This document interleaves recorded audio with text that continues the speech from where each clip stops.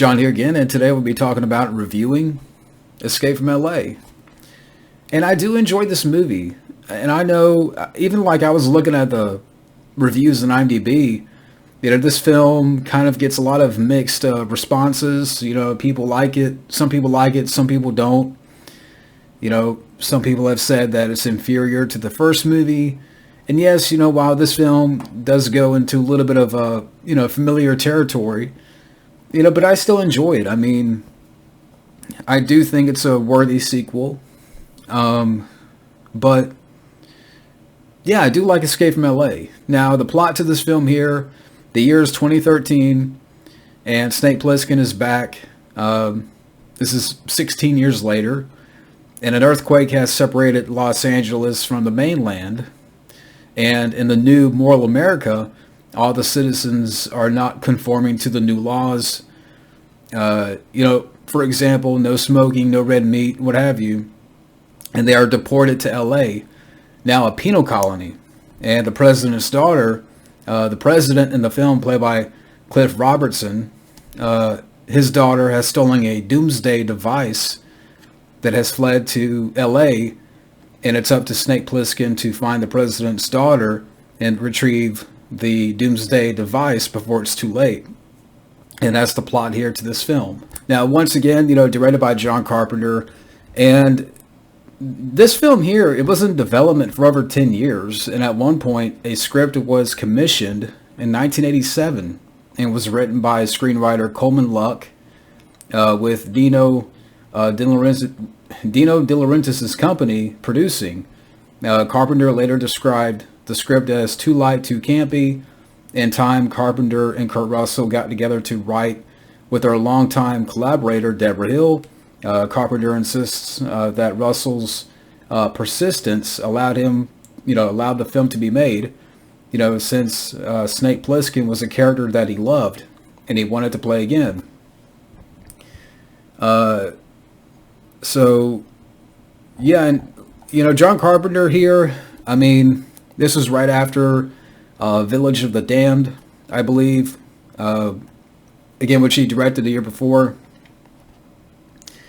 And I still enjoy Carpenter's direction here. I mean, and like I said, even though I know it's like the first movie, but I kind of enjoy that 90s style. It has a bit of that 90s flash going on here with the direction and kind of the, it's, to me, New York and LA, it's two sides of the same coin, so to speak. And I enjoy both movies. And I still think that John Carpenter, does a good job directing, once again.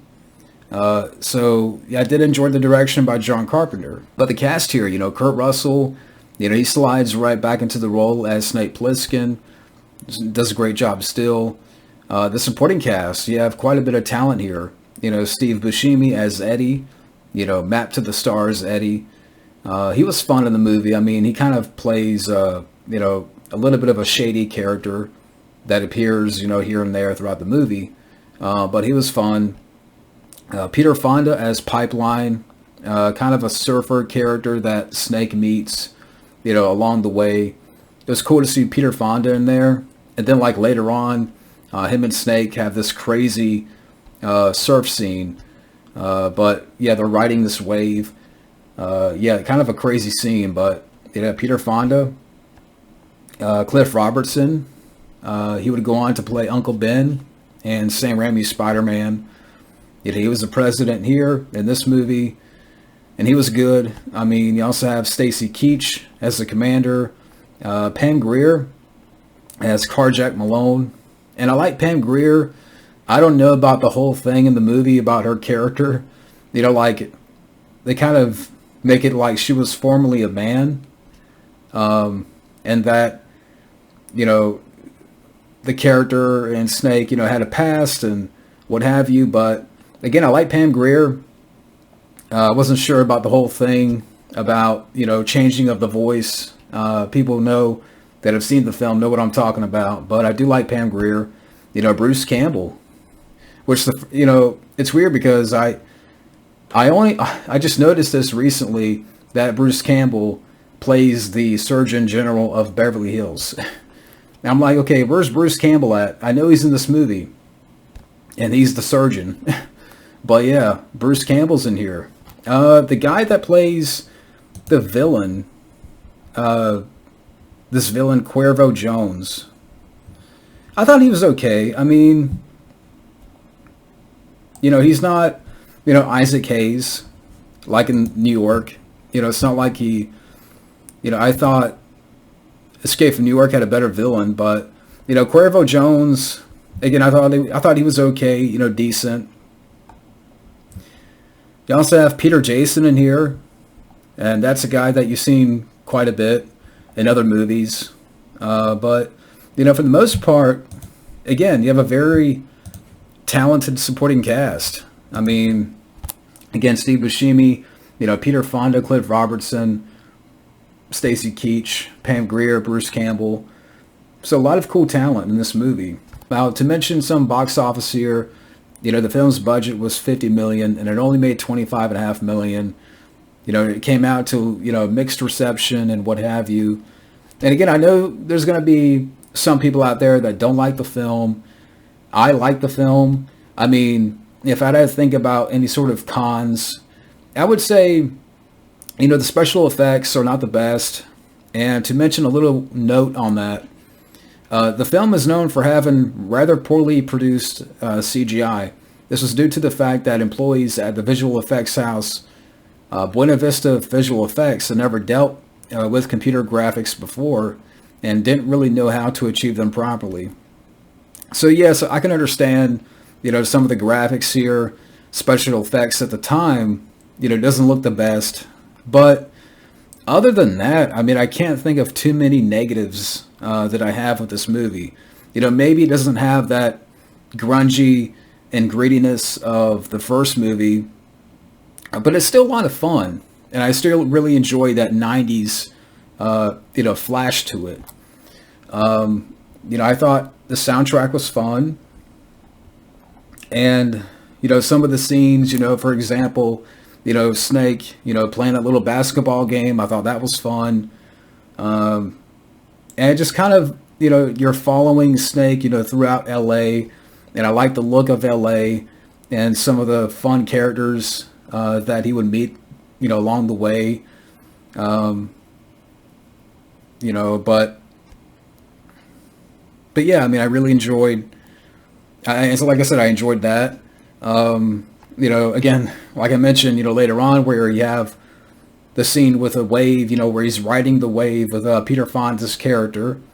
When Pam Grier, when she comes in, and the ending, I thought the ending was a lot of fun. Now, to mention a little bit of side notes here, according to an interview with John Carpenter, Kurt Russell not only came up with, but wrote the entire ending of the movie. Also, at the beginning of the film, Kurt Russell wears his costume from the original film, which still fit after 15 years. John Carpenter later on said and reflected about the film, Escape from LA is better than the first movie. 10 times better. It got more to it. It's more mature. I think some people didn't like it because they felt it was a remake and not a sequel.